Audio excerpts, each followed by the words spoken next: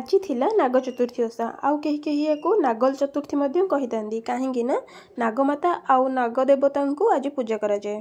आपण मैंने जानी किछि दिन पूर्वर आम बहुत धूमधाम रे दीपावली को पालन करूँ बहुत सारा बाण फुटेकी बड़ लोक मान कहवा अनुसार से ही बाणर शब्द नागदेवता और नागमाता विचलित अशांत हो पड़ी था से जमती से अशांत अवस्था क्या क्षति न पहुँचातु से उद्देश्य आज पूजा कर जाए।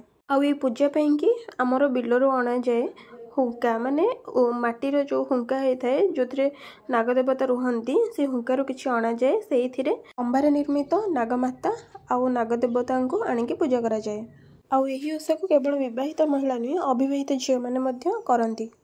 यही ओषा एक स्वतंत्र भोगर आयोजन करा जाए जमीती कि चाउल चूना कदली आखु गुड़ खस्ता अदा आउ छेना यही सब को मिसेकी गोटे भोग चकटा जाए आ से भोग भगवान पाखे दि जाए।